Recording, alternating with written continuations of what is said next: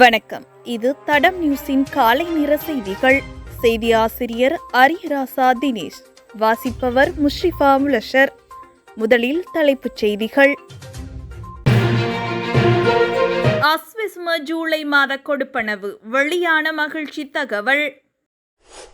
மீண்டும் உச்சம் தொடும் நிலையில் முட்டையின் விலை. நாளுக்கு நாள் எகிரும் தங்கத்தின் விலை. சோகத்தில் நகை பிரியர்கள். இவ்வருடத்தில் இதுவரை 73 துப்பாக்கிச் சூட்டு சம்பவங்களில் 38 பேர் பலி, 165 பேர் கைது. போதைப்பொருள் விற்பனையில் ஈடுபட்ட அங்கவீனமுடைய பெண் கைது. தொடர்பான விரிவான செய்திகள். அஸ்விஸ்ம முதல் கட்ட நிவாரணத்திற்கு தகுதி பெற்ற பயனாளிகளின் ஜூலை மாதத்துக்கான உதவித்தொகை நாளை பயனாளிகளின் வங்கிக் கணக்குகளில் வரவு வைக்கப்படும் என தெரிவிக்கப்பட்டுள்ளது. குறித்த விடயத்தை நலன்புரி நன்மைகள் சபை இன்று அறிவித்துள்ளது. இதன்படி அஸ்விஸ்ம முதல் கட்ட பயனாளிகளில் 14,24,548 பயனாளி குடும்பங்களுக்கு 11,296 மில்லியன் ரூபாய் உதவித்தொகையாக ஒதுக்கீடு செய்யப்பட்டுள்ளது. பயனாளிகள் ஜூலை 24 முதல் அவர்களின் வங்கிக் கணக்குகளிலிருந்து உதவித்தொகையை பெற்றுக்கொள்ள முடியும் என நலன்புரி நன்மைகள் சபை அறிவித்துள்ளது.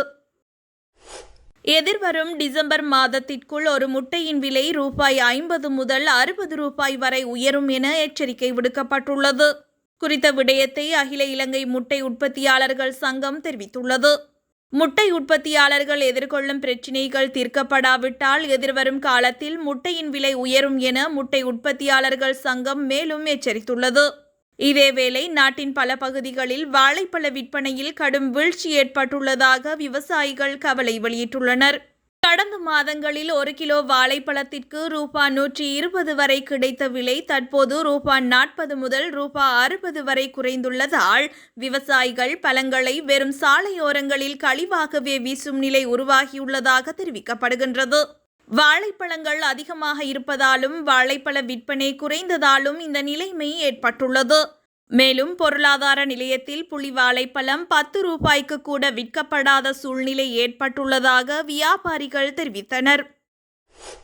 நாளுக்கு நாள் தங்கத்தின் விலை எகிரிக்கொண்டு செல்வது நகை பிரியர்களிடையே சோகத்தை ஏற்படுத்தியுள்ளது. நேற்றைய தினத்தில் ஒப்பிடுகையில் இன்று தங்கத்தின் விலை அதிகரித்துள்ளதாக கொழும்பு செட்டியார் தெரு தங்க நகை வியாபாரிகள் சங்கத்தினர் தெரிவித்துள்ளனர். அதன்படி இன்று தங்கம் பவுன் ஒன்றுக்கு 2000 ரூபாவால் அதிகரித்துள்ளதாக தெரிவிக்கப்பட்டுள்ளது.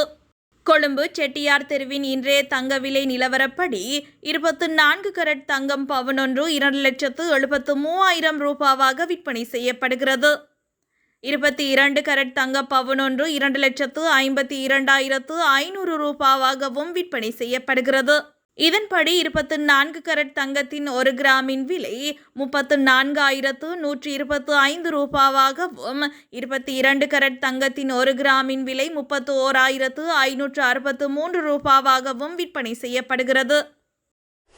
இவ்வருடத்தின் இதுவரையான காலப்பகுதிக்குள் நாட்டில் 73 துப்பாக்கிச் சூட்டு சம்பவங்கள் பதிவாகியுள்ளதாக போலீசார் தெரிவித்தனர். இந்த துப்பாக்கிச் சூட்டு சம்பவங்களின் போது 38 பேர் உயிரிழந்துள்ளதுடன் 43 பேர் காயமடைந்துள்ளனர். இந்த துப்பாக்கிச் சூட்டு சம்பவங்கள் தொடர்பில் இதுவரை 24 துப்பாக்கிதாரிகள் கைது செய்யப்பட்டுள்ளதாக போலீசார் தெரிவித்தனர்.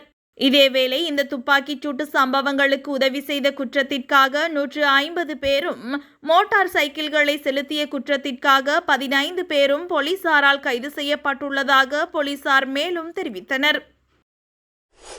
பதுளை ஹாலியல ஜேகம பகுதியில் ஹெரோயின் போதைப்பொருள் விற்பனையில் ஈடுபட்ட பெண் ஒருவரை ஹாலியல போலீசார் கைது செய்துள்ளனர். ஹாலியல ஜேகம பகுதியைச் சேர்ந்த 65 வயதுடைய அங்கவீனமுடைய பெண் ஒருவரே கைது செய்யப்பட்டுள்ளார். ஹாலியல போலீசாருக்கு கிடைக்கப்பெற்ற ரகசிய தகவலுக்கு அமைய குறித்த பகுதிக்கு விரைந்த போலீசார் சந்தேக நபரின் வீட்டை சோதனைக்கு உட்படுத்தி மறைத்து வைத்திருந்த 5,270 மில்லிகிராம் ஹெரோயின் போதைப்பொருள் மீட்கப்பட்டுள்ளனர். மேலும் ஹெரோயின் போதைப்பொருள் பாவனைக்கு பயன்படுத்தப்படும் சில உபகரணங்களும் போலீசாரால் மீட்கப்பட்டுள்ளன. ஹெரோயின் போதைப்பொருள் பாவிப்பதற்கான அனைத்து ஏற்பாடுகளும் குறித்த வீட்டில் செய்யப்பட்டிருந்துள்ளதாக போலீசார் தெரிவித்தனர். சந்தேக நபரிடம் விசாரணைகளை மேற்கொண்டதன் பின்னர் அவரை பதுளை நீதவான் நீதிமன்றத்தில் ஆஜர்படுத்த நடவடிக்கை மேற்கொண்டுள்ளதாக போலீசார் மேலும் தெரிவித்தனர். இது போன்ற செய்திகளை தெரிந்து கொள்ள தடம் நியூஸ் சேனலை சப்ஸ்கிரைப் செய்து அருகில் உள்ள பெல் பட்டனை கிளிக் செய்யுங்கள். மேலும் இது போன்ற செய்திகளை உடனுக்குடன் தெரிந்து கொள்ள தடம் FM.com என்ற இணையதளத்தின் வாயிலாகவும் எங்களுடன் இணைந்து கொள்ளுங்கள்.